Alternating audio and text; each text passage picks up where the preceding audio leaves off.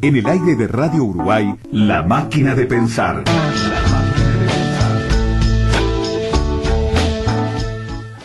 Darle la bienvenida a Gerardo Caetano. ¿Cómo andás, Gerardo? Muy bien, muy a gusto aquí.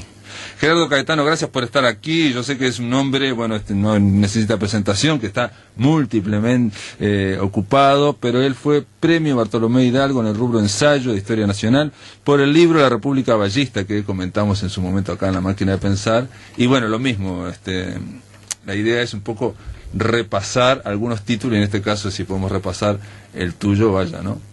Bueno, para mí siempre es un gusto y además las buenas lecturas siempre ayudan a revisar, a proyectar hacia adelante, a discutir hipótesis, así que para mí es un gusto. Y aparte te da una distancia, ¿no, Gerardo? Claro. La República Ballista creo que es un tomo en un trabajo más extenso, ¿no? Pero, digo, ahora podemos hablar, una, de cómo fue la recepción, digo, cómo lo ves al libro, vos ya un poco despegado como autor de ese trabajo, y después la recepción que tuvo también a nivel, digamos, de ciencias sociales, y yo diría hasta a nivel político, digamos, ¿no? Por primera vez hay una mirada, digamos, al vallismo, digo, una mirada con un enfoque que lo vamos a explicar ahora, ¿no? El republicanismo, en fin, en un momento, en algo que fue en su momento casi como el aire que respiramos, el vallismo. Después vamos a hablar, si querés, de Vaz Ferreira también. O sea, hay determinados elementos que son tan triunfantes o ocupan tantos espacios que después cuesta mirarlos, ¿no? Claro, uno tiende a naturalizar ciertas construcciones, ciertas ideas, ciertas nociones, que termina perdiendo la capacidad de interpelarlas, de interrogarlas y de aprovecharlas como fuente de inspiración. Creo que algo de eso nos ha ocurrido con el vallismo. Y aquí la idea del vallismo, en algún sentido, por supuesto que refiere a José Valle de Ordóñez, al grupo político que construyó dentro del Partido Colorado, a buena parte de la dirigencia que lo acompañó, algunos de manera consecuente, otros no tanto, pero también cuando hablamos de vallismo, hablamos de eso que tú referías, de un cierto aire que trascendió a Valle de Ordóñez, a su propio partido, y que de alguna manera impregnó un imaginario nacional, y permeó un sentimiento colectivo, un sentido común. Wilson Ferreira, que por cierto no era vallista y a quien nadie podría acusar o referir como vallista, decía, y lo decía con una ambigüedad de crítica y al mismo tiempo de elogio: en Uruguay hay 3 millones de vallistas. Es parecido a eso, yo lo leí, ahora lo volví a releer, o sea, y me llamó la atención, no me acordaba de esa frase en concreto de Wilson, y me hizo inmediatamente, por asociación de ideas, pensar en Argentina, cuando Tomás Eloy Martínez se encuentra, lo estuvimos hablando la semana pasada con Perón, y Perón en la Puerta de Hierro, ¿no? En Madrid, y le dice, bueno, en Argentina va a haber unos 10% de comunistas, un 20% o 30% radicales, y Tomás Eloy Martínez dice, ¿y peronista? Dice, peronistas somos todos. Está muy buena. Lo que pasa es que, precisamente en América Latina, se ha dado en más de un país ciertas experiencias históricas vinculadas con liderazgos y vinculadas también con movimientos políticos que, por el momento histórico en el que se desplegaron y por la influencia que generaron, de alguna manera marcaron al país todo. Es por eso que se puede hablar de una Argentina peronista, se puede hablar de un Brasil que en algunos momentos fue varguista, se puede hablar de un México priista, y se puede hablar, yo creo que en forma clara, de un Uruguay vallista, siempre y cuando se haga esta aclaración. Valle de Ordóñez nunca fue un líder de unanimidades, ni siquiera dentro de su partido. Valle de Ordóñez siempre tuvo confrontación, era un pasional, era un líder al que le gustaba la polémica, era un líder que quería hacer muchas cosas, tenía un aire fundacional que lo llevó, bueno, a tener múltiples polémicas y no rehuía la polémica. Es más, en forma contemporánea hemos asociado vallismo con moderación. Sí, eso te iba a decir. Una cosa que queda clara en tu libro es que José Valle Ordóñez encabezaba la fracción más izquierdista. Digamos. Por supuesto, y era un radical. Así era visto por los diplomáticos extranjeros, era visto así por los viajeros, era visto así, bueno, por los conservadores, que incluso lo calificaban del Lenin uruguayo. Pero hay una aclaración que cuando hablamos de Uruguay vallista debe realizarse, que es que el vallismo que esa vallistización de la sociedad uruguaya no resultó de una hegemonía del vallismo. El vallismo siempre tuvo enfrentamientos dentro y fuera del Partido Colorado. Y Valle y Ordóñez nunca tuvo en su vida, nunca tuvo la mayoría electoral. Es más, cuando a partir de la segunda Constitución que entra en vigencia en marzo de 1919, el sufragio universal masculino se universaliza con las garantías del sufragio, al vallismo le tocó perder. El vallismo de Don Pepe no es un movimiento político que haya hegemonizado su tiempo.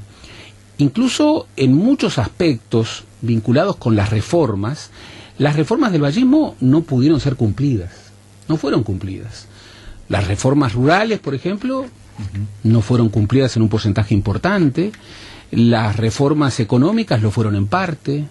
La reforma fiscal, que en su tiempo era una de las más importantes, también fue solo parcialmente aplicada. Tuvo que pactar, algo que a Valle y Ordóñez no le gustaba mucho. Tuvo que pactar. Entonces, el Uruguay no ha ambientado hegemonías. No es igual que, por ejemplo, en la Argentina, en donde la Argentina es un país hegemonista, es un país de hegemonías. Y en la Argentina, digamos, la hegemonía peronista es una hegemonía fuerte, muy marcada. Perón en vida llegó a ganar las elecciones con más del 60% de los votos. Bueno, eso a Valle y Ordóñez no le ocurrió. Valle y Ordóñez de alguna manera marcó a esta sociedad, y yo creo que la sigue marcando en más de una medida. La marcó por la visión larga de sus propuestas, la marcó por un cierto espíritu de reforma, la marcó por una impronta muy republicana que le dio, por ejemplo, a su visión de las instituciones políticas. Este aspecto del republicanismo vallista es un aspecto que curiosamente ha sido muy opacado, y que con las miradas nuevas que se hacen a nivel de la historia política universal, bueno, podemos registrar que esa suerte de momento tan particular de la historia uruguaya, un momento en donde se construye la matriz de la democracia uruguaya, fue un momento en donde, como en muy pocos lugares, no solo de América Latina, sino del mundo, las ideas republicanas, la teoría política del republicanismo, tuvo, no sé si una aplicación, porque ahí tuvo que pactar mucho Valle y Ordóñez, pero sí una propuesta muy afirmada, que nos marcó. Nosotros tendemos a naturalizar ciertas cosas que son muy singulares. Nuestra visión respecto a los institutos de democracia directa, por ejemplo. O nuestra visión sobre el papel de la ley en la sociedad.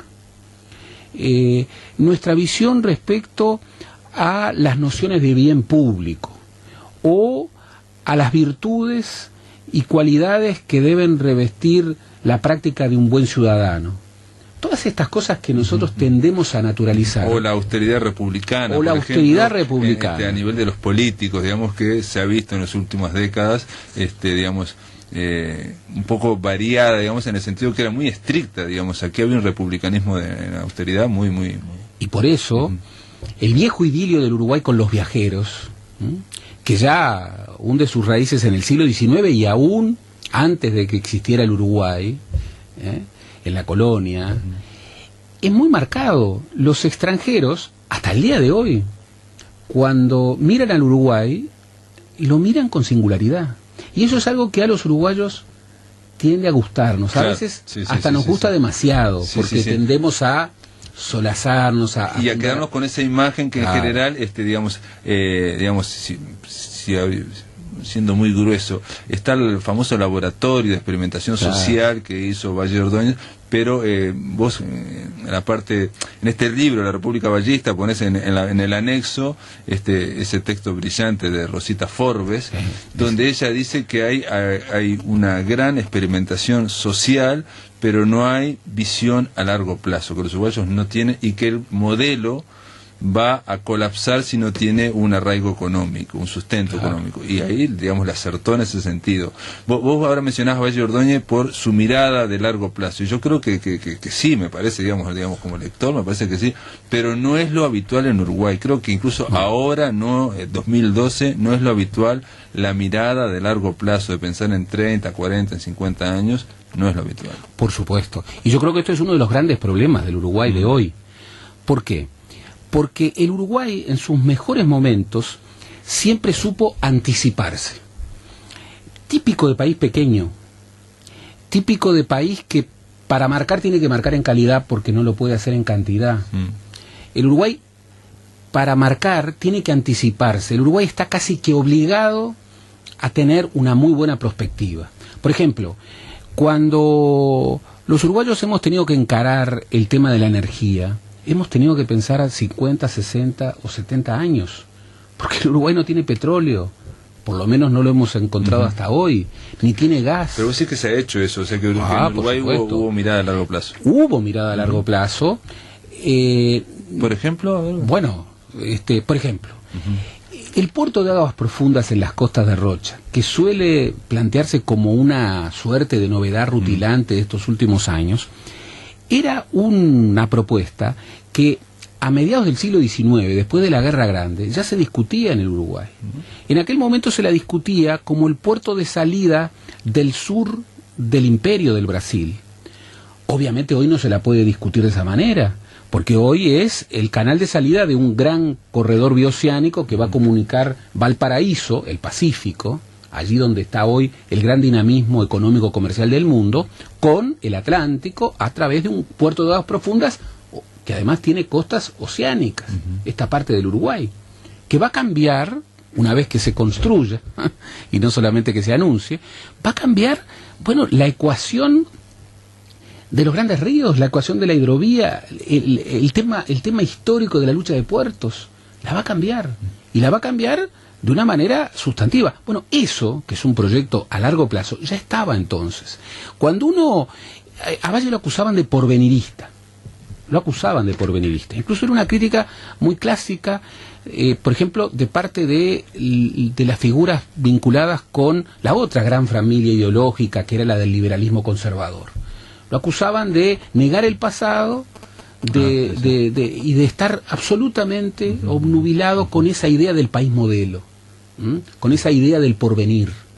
Hay un fragmento, bueno, ahora no lo tengo, lo subrayé en su momento, que me pareció fascinante, de Valle Ordóñez en una asamblea partidaria donde él precisamente, entre otras cosas, alguien le plantea, por unos planteos que hace, los antecedentes. Claro. Algo muy típico del uruguayo, bueno, por eso tiene antecedentes, y él dice, orgulloso de que no tiene antecedentes porque en el futuro es donde vamos a vivir. Es maravilloso, porque Valle... Pero eso va en contra de un sentido común bastante uruguayo y diferente. ¿No? Eso lo hemos perdido. Por eso te digo, eso lo hemos perdido.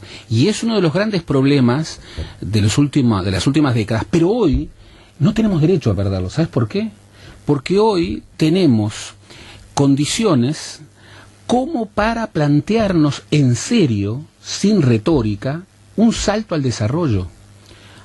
El año próximo van a ser 10 años ininterrumpidos que el país crece a tasas realmente inéditas. Hay una previsión sensata de que el país va a seguir creciendo. Tenemos una baja muy pronunciada de los indicadores de pobreza y de pobreza crítica que teníamos hace 10 años. Muy fuerte, muy fuerte. Tenemos algo que es rarísimo en América Latina, en donde ha bajado en la última década la pobreza y la indigencia, pero no ha bajado la desigualdad. En Uruguay, desde el año 2007 para acá, baja la desigualdad. Tenemos un indicador de desocupación que es el más bajo desde que hay mediciones. O sea, hay un contexto favorable que podremos discutir si solamente viene del viento de cola de un contexto internacional, o si ahí también tienen algo que ver las políticas de los últimos gobiernos. En algún sentido, ambas cosas.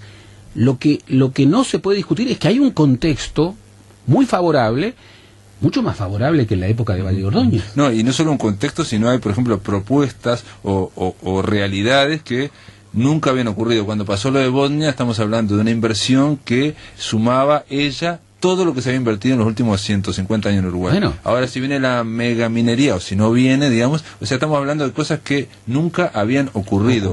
Valle dice, ahora lo encontré, lo voy a leer porque quiero compartirlo con la audiencia.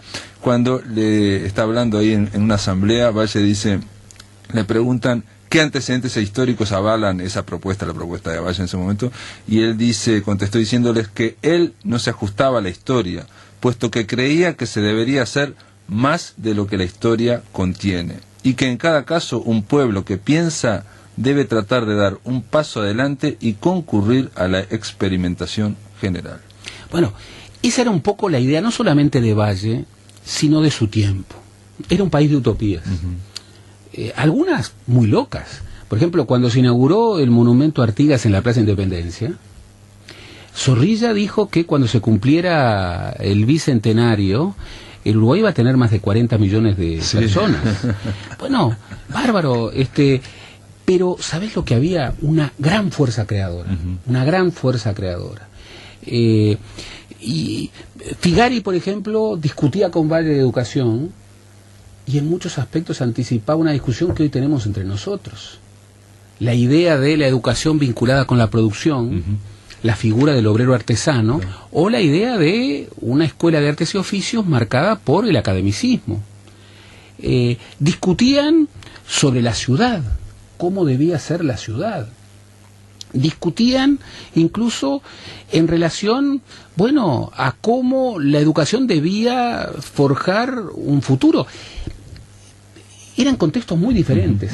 Tú piensas que el censo del 8, censo de 1908, el primer censo nacional del siglo XX, indica que solamente el 49% de los niños en edad escolar estaban en la escuela. O sea, había más de la mitad de los niños que no entraban. Sí, un país muy subdesarrollado, ¿no? Por supuesto, menos del 1% de la cohorte de los adolescentes y jóvenes entraban en secundaria. Y menos del 0,3% llegaban a la universidad. Hoy nosotros estamos con algunos datos que son impresionantes. En el sistema educativo primario, en primaria, a los 4 años entra el 100%, casi el 100% de la cohorte. Después empieza a descender, pero prácticamente en primaria no desciende. Tenemos en la educación secundaria, sobre todo en el ciclo básico, una cobertura que se acerca al 85-90%, y luego tenemos la gran deserción, el gran problema. De ese 100% que entra a los 4 años, apenas el 37% de la última medición, que por otra parte mejora lo del año pasado, el 37% termina el bachillerato. Y hay algo que es impactante. En la época de Valle de Ordóñez, Valle, por ejemplo, proponía, estamos viviendo centenarios que no conmemoramos suficientemente. El año pasado se cumplieron 100 años de una ley importantísima, que era la ley de creación de los liceos departamentales. El primer liceo fue en Minas. Me pidieron que fuera a dar una conferencia. Ese liceo, cuando Valle, hay que leer el preámbulo de esa ley, era una ley que ya había sido en buena medida propuesta por Rodó. Valle la retoma, la profundiza. Es una ley extraña porque generalmente Rodó y Valle no pensaban igual. Sin embargo, en esto sí tenían lo mismo. Y mira lo que decía Valle. Valle decía, hay que crear un liceo oficial. En esto era firme, porque un liceo privado no va a cumplir la función de incorporación del pobre que sí va a cumplir un liceo oficial.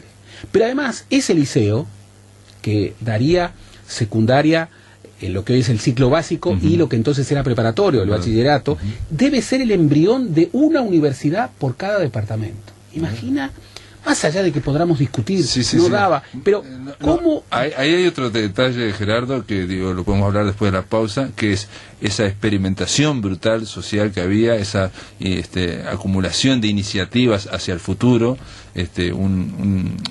Un observador extranjero planteó que en Uruguay se innova sin orden y sin método, pero ahí está el tema que yo creo que quizás vuelve 100 años después acá a Uruguay, que es el tema de la gestión después de la Por supuesto. Pero esto después de la pausa. Continuamos con Gerardo Caetano hablando de la República Ballista. En el aire de Radio Uruguay, La Máquina de Pensar.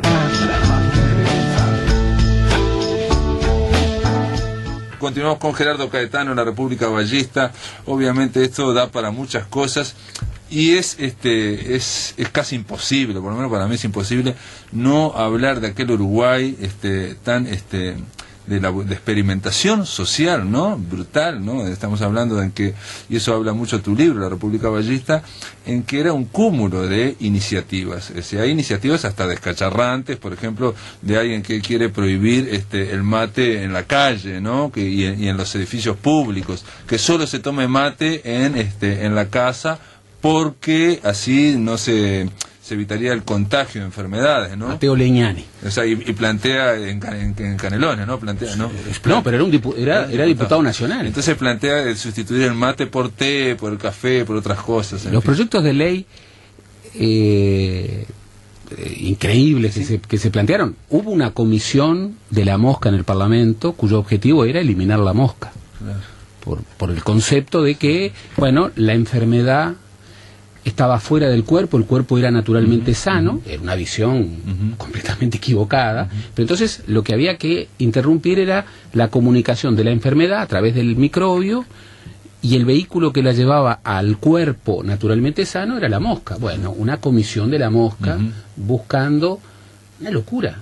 Hubo un proyecto para uniformizar la ceremonia de la muerte. Sí, para estatizarla, digamos.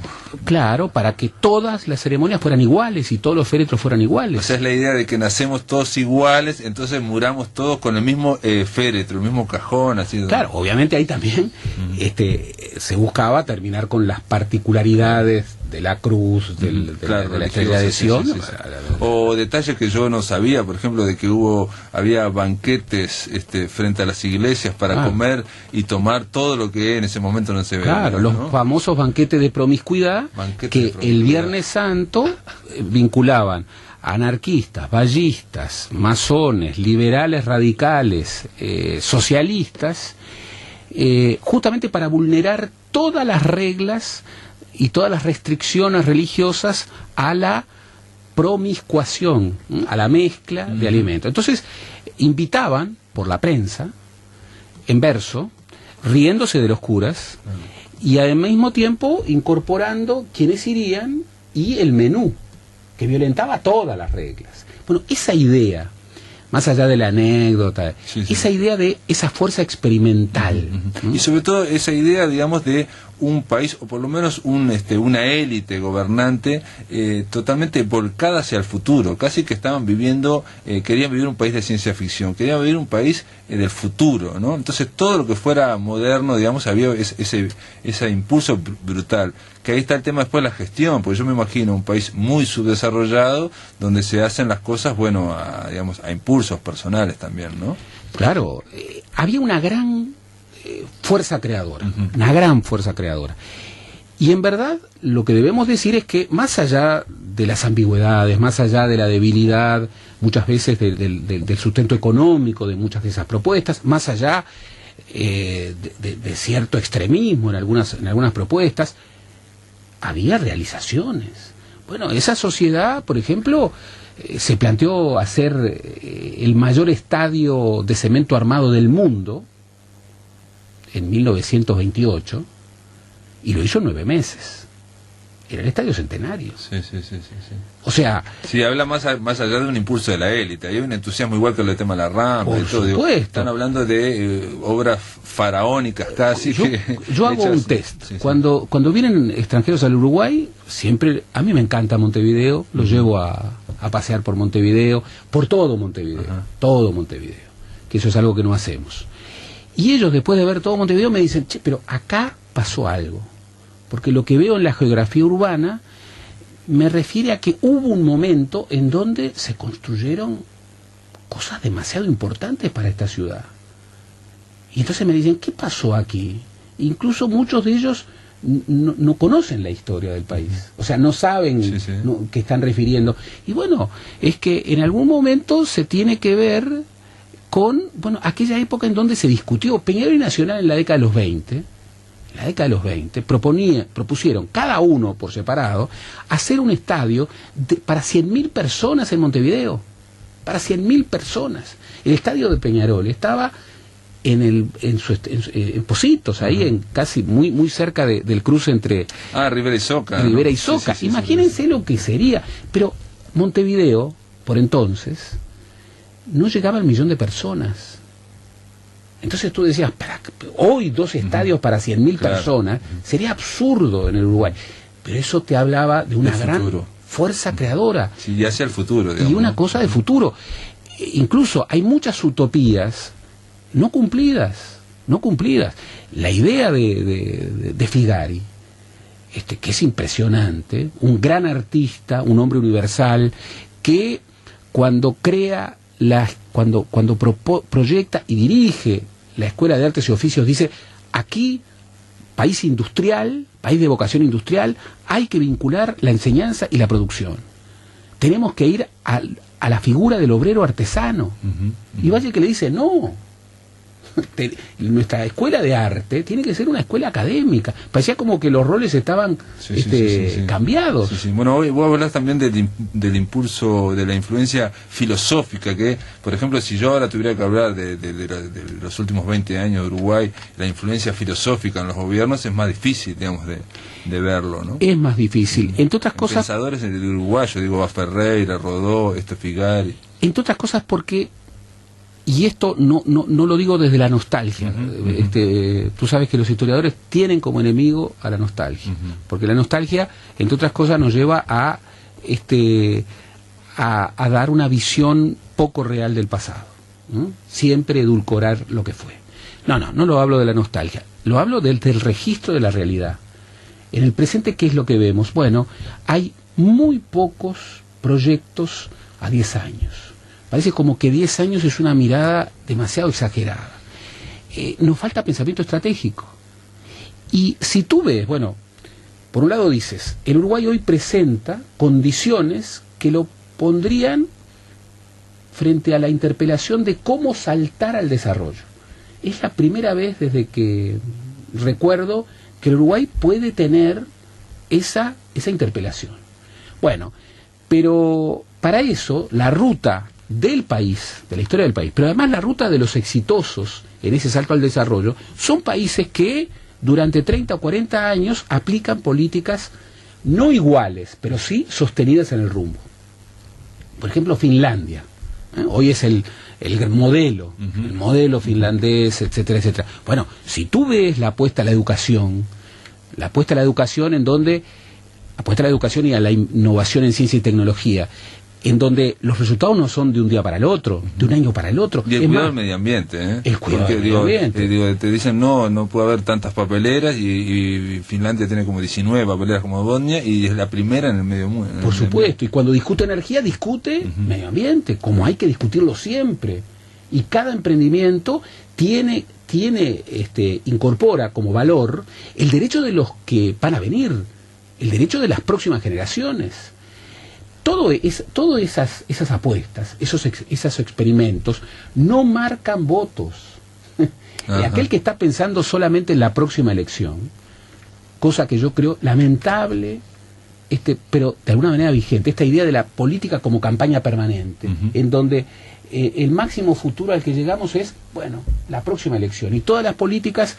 Bueno, yo te diría incluso, Gerardo, que el máximo que a veces llegamos es a los primeros 2 años de gobierno, y después del tercer año ya estamos pensando en la próxima elección. Y claro. Entonces estamos hablando de un gobierno que dura 2 años. Bueno, Sanguinetti dijo en su momento que el que no hace el primer año después ya no lo hace más nada. Entonces se va reduciendo cada vez más la acción. Y por supuesto que la política también es eso, y legítimamente es eso. Y en la época de Valle también era eso, ¿no? Pero también era eso. Y además en la época de Valle había elecciones casi todos los años. O sea, incluso, y esta es una visión muy republicana de la política, en la segunda constitución, y esto fue a impulsos del vallismo, el vallismo creía que había que tener elecciones todos los años, porque transfería al mandato popular el gran elemento constructor de la realidad. Y Gerardo, y vos como politólogo, a ver, porque ahora no como historiador, como politólogo, el hecho de que haya elecciones tan seguido no desdramatiza que haya ahora una sola elección cada 5 años y la carga donde todo el mundo se juega en esa elección todo.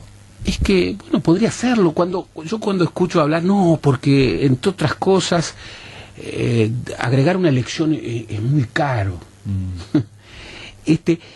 Hacer una valoración económica de una inversión en términos de calidad democrática es tan poco, muy corto, tan corto de miras. Allí, por ejemplo, está la idea también de que si hay muchas elecciones va a estar no va a poder haber políticas persistentes porque va a estar plebiscitado. Pero tengo una experiencia nomás. Yo vivía en España cuando empezó todo el tema de las autonomías y cuando empezaron todas las elecciones a nivel nacional, autonómico y local, digamos, de ciudades, grandes ciudades, ¿no? Y ninguna superpuesta, sino que eran cada 6, 7, 8 meses, ¿no? Y se pensaba que eso iba a ser un desmadre en el sentido que iba a estar siempre plebiscitado. Y en los hechos después no ocurre eso. No ocurre eso. Y en un país como el Uruguay, en donde el gran fundamento para espaciar las elecciones era precisamente eso, que si no, no iba a haber rumbo y el gobierno iba a estar sometido al arbitraje plebiscitario, bueno, lo que vemos es que no hay elecciones, pero la política electoral está pautando el proceso político prácticamente desde que empieza un gobierno. Es decir, ¿quién puede dudar de que hoy los movimientos prácticamente de todos los actores están marcados por el 2014? Lo que hacen y lo que no hacen. ¿Y cómo lo hacen? Bueno, no estoy planteando elecciones todos los años. Lo que estoy diciendo es que aquel país que tenía una fuerza experimentadora muy marcada, hablábamos fuera de micrófonos, por ejemplo, de la creación, de la cual se van a cumplir 100 años, del Instituto de Química Industrial, que forma parte de lo que algunos investigadores contemporáneos han llamado el gran proyecto de Eduardo Acevedo en innovación en ciencia y tecnología. Bueno, como parte de ese proyecto, el Uruguay pensó en crear un carburante nacional sobre la base del alcohol, lo cual tenía un sentido anticipatorio gigantesco, y además tenía que ver con la idea de el Uruguay no tiene petróleo, vamos hacia la industria automotriz. El Uruguay rápidamente se cargó de automóviles. Bueno, algunos idearon para que hubiera sustentabilidad energética y además ya pensando en temas de medio ambiente, un carburante nacional. Bueno, había que practicarlo, había que ponerlo... Se intentó, no funcionó, pero hubo un intento, digamos. No funcionó. En el sentido no funcionó. Eso es todo un tema. No funcionó, entre otras cosas, porque hubo presiones para que no funcionara. Pero ¿quiénes prestaron sus autos para poner para, digamos, experimentar? Eduardo Acevedo, que era el creador de la idea, además sería el primer presidente de ANCAP, y el otro que prestó su auto, José Vallejo Ordóñez. O sea que tenían esa cuestión de experimentación, la tenían en su vida personal. En su vida personal. Entonces, yo creo que al Uruguay le haría mucho bien. Siempre se dice de que América Latina, algo que marca a América Latina hoy, más allá de sus luces y sus sombras, es que hoy en América Latina hay experimentación. Mientras que tú ves a Europa, y en Europa uno de los grandes dramas es que está agotada, no hay experimentación. Tú miras a los Estados Unidos en este proceso electoral y realmente novedades no hay. Y más bien lo que aterra es ver un Estados Unidos en donde la opinión pública, más allá de que gane Obama, está tan volcada al pensamiento conservador. En otro momento de los Estados Unidos, un candidato como Romney, que por otra parte tiene problemas con la ultraderecha de su partido, porque no es lo suficientemente conservador, no hubiera prosperado. Bueno, aquí, en el mundo de hoy, la experimentación más bien está en el terreno económico, y allí está Asia-Pacífico, que hoy es el gran elemento de dinamismo, y luego la experimentación política, básicamente, con luces y sombras, está en América Latina. Bueno, hace 100 años hubo mucha vocación de experimentación en un país que se estaba construyendo. Claro, que estaba sin hacer prácticamente, ¿no? Que estaba sin hacer. Bueno, yo creo que incluso allí intervinieron los que defendían esa idea como aquellos que la combatían. La experimentación cruzaba a toda la sociedad. Yo creo que no lo hicieron nada mal, entre otras cosas porque su impronta, aunque agotada, porque el siglo XXI no tiene nada que ver con el 900, todavía está entre nosotros. Y creo que eso, como fuente de inspiración, es muy fuerte. Muy bien, después de la pausa te voy a preguntar, Gerardo, ¿qué pasa con Uruguay ahora en el 2010, cuando estamos hablando de un contexto económico muy importante, con un presidente que se llama Pepe y que también tira muchas ideas? Pero esto después de la pausa. En el aire de Radio Uruguay, La Máquina de Pensar.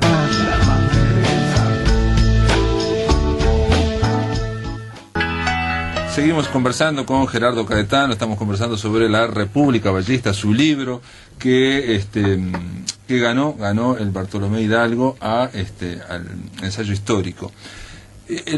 La pregunta es, quizás es muy pretenciosa, pero yo te la hago igual, digamos, ¿no? Es decir, estamos en un momento en Uruguay con un contexto socioeconómico muy favorable, muy potente, digamos, una coyuntura donde sean los precios internacionales muy buena, muy altamente positiva, igual que a principios del siglo, la primera década del siglo XX.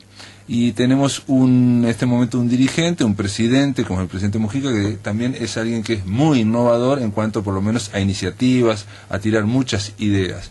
Y después se le señala, problemas de gestión que yo pienso, y por eso te lo pregunto, probablemente Valle Ordóñez también las tendría en aquel protoestado que se estaba desarrollando, ¿no? Entonces, ¿cuáles serían no sé si las diferencias, porque ¿qué es lo que nos estaría faltando, ese impulso hacia el futuro? Marquemos que eran dos contextos completamente diferentes, que digamos no puede hacerse una comparación rigurosa. Pero ¿cuáles son las restricciones de hoy que tienen que ver con algunos asuntos que de una manera completamente diferente, pero también se discutían hace 100 años atrás? Sobre un tema ya hablamos, ¿no? La ausencia de pensamiento estratégico hoy es un gran problema, es un gran bloqueo para este salto posible, muy exigente pero posible, al desarrollo. Falta pensamiento estratégico. Valle Ordóñez la tenía. Lo tenía, y además en aquella época, si tú ves las discusiones, las grandes discusiones, tirios y troyanos tenían pensamiento estratégico. No era solamente el vallismo. Herrera tenía pensamiento estratégico, Carnelli tenía pensamiento tenían estratégico. Una idea de país, digamos. Exactamente, estaban casi que obligados, porque el país se estaba haciendo, además el país se estaba construyendo a medida que llegaban los inmigrantes, todavía había grandes oleadas inmigratorias, eso generaba mucho dinamismo, eso obligaba a todos, aún a los conservadores, los obligaba a discutir el futuro. Claro. Hoy esto falta en el Uruguay, falta dinamismo estratégico, pero hay otras restricciones. Ya dijimos, en aquel país la cobertura educativa era bajísima, pero habían propuestas de no solamente ampliar dramáticamente la cobertura educativa, sino de calificarla. A nadie se le hubiera ocurrido en aquel momento, a nadie, que la cobertura, la ampliación de la incorporación de niños y jóvenes al sistema educativo se tenía que hacer sobre la base de bajar la calidad. A nadie.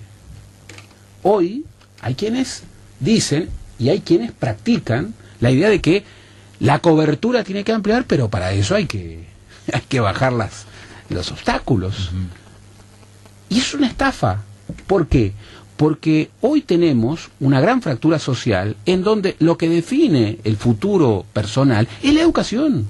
Y la educación que hace 100 años era un factor de igualdad, hoy puede ser perfectamente un factor de consolidación y profundización de la desigualdad, porque aquel que recibe una educación de mayor calidad va a estar más apto para incorporar nueva educación, y aquel que recibe una educación de baja calidad, no va a estar apto. Y hoy tenemos una expansión de información, de innovación, que hace que la desigualdad en la educación Bueno. Y eso no es parte de cualquier proceso de desarrollo que, entre otras cosas, te obliga a calificarte a la calidad, a poner parámetros de calidad, por supuesto. En el cual vos decís, no, yo no quiero que me evalúe nadie, vamos a hacer yo que quiero un instituto para mí, o el ISO 900 no, porque es internacional, o sea, son parámetros de calidad. Aquel país, y ahí eran todos, se medía con el mundo. Incluso desde visiones hasta equivocadas, la Suiza de América, pero la comparación era con el mundo, ¿no? Era con el mundo. Y ahí el cotejo era con Francia, el cotejo era con Inglaterra. A nadie se le ocurría que una clave para el futuro de un país pequeño no tenía que pasar por la calidad. Esto es regla de tres simples. Sí. País pequeño, país que tiene que apostar a la calidad de los recursos humanos. Pero un proceso de desarrollo, nos quedan 3 minutos ya, te cuestiona la calidad y te es un desafío. Absolutamente. Pero eso era algo en lo que todos estaban de acuerdo. No había que explicarlo, digamos. No había que explicarlo, era un sentido común. Era un sentido común la idea de que la construcción y la gestión exigían procuración. Valle era un hombre que era un lanzador de ideas, pero tenía procuradores a su lado. Primero, administraba sus silencios y sus dichos. Era muy radical en sus dichos. Fíjate qué pasaría si mañana el presidente José Mujica incorpora una propuesta que en el Uruguay tiene 100 años, que es la participación de los trabajadores en las ganancias de las empresas. ¿Qué pasaría, por ejemplo, si el presidente de la República, que en este caso no tiene una empresa, pero José Valle Ordóñez sí tenía una empresa, que era el diario El Día, como encontraba ciertos bloqueos para llevar adelante su propuesta, la pone en funcionamiento en su propia empresa, con un reglamento, que además establecía un arbitraje en donde participaban los trabajadores. Y establecía un reglamento por el cual el 30% de las ganancias del diario El Día se distribuían entre los trabajadores y funcionarios del diario. Pero ojo, al que faltaba, perdía eso. Claro. Bueno, seguramente si lo propone el presidente Mujica, le van a decir que quiere cambiar las reglas del sistema, que va a espantar la inversión, que está loco. Le van a decir que quiere construir el socialismo del siglo XXII. Le van a decir que eso va contra cualquier lógica. Bueno, y la pregunta es, ¿va contra cualquier lógica? Es un tema que no debemos discutir. Entonces, hay restricciones. Una restricción que tiene que ver con aquel espejo exigente es el pensamiento estratégico. Otro tiene que ver con la capacidad de gestión de todos los asuntos, la procuración de las ideas. Un gobierno no está para marcar la agenda, está para marcar la agenda y procurarla. Y para eso un presidente tiene que tener un elenco muy calificado. En aquella época lo mejor de la sociedad uruguaya estaba en la política. Yo hoy no creo que lo mejor de la sociedad uruguaya esté en la política. Y realmente esto hace 50, 60 años no pasaba. Hoy, bueno... Y también hay, ya nos quedan 1 minuto, nomás 2 minutos, pero hay una resistencia quizás social en este sentido. Yo lo veo a veces en que, así como el aborto, hay mucha gente que dice, bueno, a mí eso no me toca, no sé qué, no sé cuánto. Por ejemplo, la megaminería, estoy pensando ahora en un proyecto, yo vivo en Montevideo, eso a mí no me toca, impactaría a los que están viviendo ahí, ¿no? Mal, o otros. O sea, que pueden llegar a esta pregunta, ¿desarrollarse para qué? Necesitamos más o menos bien. Claro. Y ahí es la otra restricción. Y yo creo que fue uno de los énfasis que yo quise poner en el libro. En el Uruguay la gran utopía que marca la historia del país es la democracia. Pero sobre la democracia hemos discutido siempre. No tenemos ideas comunes sobre la democracia. Y eso ha sido muy bueno, porque hay distintas visiones sobre cómo entender la democracia. Irureta Goyena, que era un antiballista furibundo, que acusaba al vallismo de ser inquietismo, peor que el socialismo, inquietismo. Decía, la democracia, que es una forma de organizar los poderes públicos, puede convertirse, a través de la solidaridad, que va contra el egoísmo constructivo. Él, cuando hablaba del capitalismo, decía el egoísmo constructivo puede convertirse en la máscara de los gobiernos izquierdistas. Cuando estaba pensando en eso, estaba pensando en el vallismo, al que odiaba. Está en su discurso de ingreso a la Academia Nacional de Letras del año 44. Bueno, discutiendo la democracia desde visiones liberal conservadoras o desde visiones republicanas solidaristas, los uruguayos experimentaban y anticipaban, discutían con grandeza. Por eso las frases emblemáticas de aquella época todavía están entre nosotros. Cuando Valle le escribe a Arena, aprovechemos estos tiempos de formación para hacer el país modelo, en el que los pobres sean menos pobres y los ricos sean menos ricos, para nuestros hijos y los hijos de nuestros adversarios. Bueno, era un fragmento de una carta. Ese fragmento todavía vive entre nosotros. ¿Y vos te referís, por ejemplo, una asamblea constituyente podría ser un momento? No es buen momento. Porque te veo discutiendo así, digo, no pasa por hablar de todas las... No, pasa por experimentar, por proponer, por volver a estar con la obsesión del futuro y aprender nuevamente, reaprender a gestionar. Valle, por ejemplo, cuando construyó su elenco, a contramano de lo que pasaba, no tenía muchos abogados. Incorporó a ingenieros, Serrato, Sudriers, incorporó a arquitectos, estaba lleno de arquitectos, incorporó a médicos, era la utopía medicalista, la utopía higienista, incorporó a otras profesiones. Allí las figuras más connotadas de la época discutían los asuntos. Y en el Parlamento a veces, proyectos de ley que iban en una dirección, cambiaban por una conferencia de un filósofo en la Universidad de la República. Fíjate, hace 100 años, Domingo Arena y Ricardo J. Areco, que eran dos diputados colorados, propusieron el divorcio por la sola voluntad de uno de los cónyuges, cualquiera. Y Domingo Arena llegó a decir que él en realidad creía en el amor libre, pero que sabía que eso no iba a prosperar. Entonces proponía el divorcio libre. Y en la cátedra de filosofía de la Universidad de la República, Abad Ferreira dijo, no, eso, tratar igual a los desiguales, le da más poder al que tiene más poder. Hay que hacer un proyecto de ley dándole ese poder solamente al débil, que en este caso es la mujer. Y cambiaron el proyecto. Hicieron el divorcio por la sola voluntad de la mujer. Podemos discutir, hablaban de feminismo compensatorio, pero había experimentación, había una exigencia de futuro. Y hemos hablado del vallismo, pero podríamos hablar de otros grupos políticos, incluso de los adversarios del vallismo. Pero la discusión era el futuro. Había una exigencia en términos de gestión. No solamente se trataba de temas en el aire, sino que había una pugna y se discutía todo. Y había una gran capacidad realizadora. Yo creo que si el libro sirve para algo, no es para tomar aquello como receta para practicarlo hoy, porque sería lo peor. Sirve como inspiración, como un espejo exigente.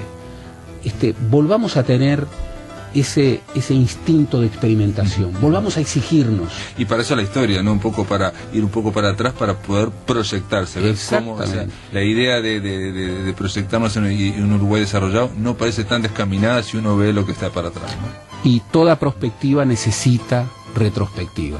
Nosotros tenemos en nuestra historia buenos signos de inspiración como para incorporarlos en términos de espejos exigentes.